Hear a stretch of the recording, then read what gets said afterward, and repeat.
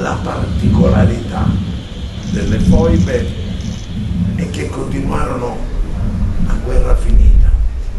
A guerra finita ci fu un attentato terribile su una spiaggia che convinse definitivamente quegli italiani ad abbandonare le loro case, le loro famiglie, i loro affetti, la loro terra, splendida fra l'altro.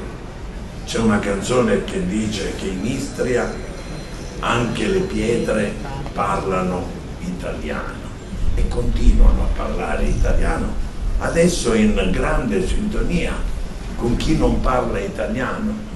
L'ipocrisia del dopoguerra, il vedere la storia solo da una faccia e non dall'altra, aveva consigliato di non disturbare i manovratori, di fare finta che non fosse successo niente. Pensate per quanti anni gli esuli sono rimasti in condizioni ultra disagiate. Nel 2004, per fortuna, il Parlamento, con solo 12 voti contrari alla Camera, ma vi assicuro, perché la legge insieme a me l'ho promossa io che ero capogruppo, vi assicuro che quella fu una operazione di cui ancora oggi sono orgoglioso, perché riuscimmo in quella occasione, la proposta era di Alleanza Nazionale, a ottenere che tutti o quasi tutti, tranne un gruppo di estrema sinistra,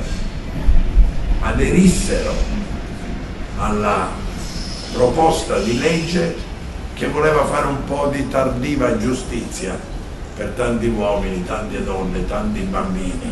A loro il treno voluto dal Ministro e da Ferrovie dello Stato dà, se non conforto, ma una piccola rivincita di verità. Grazie.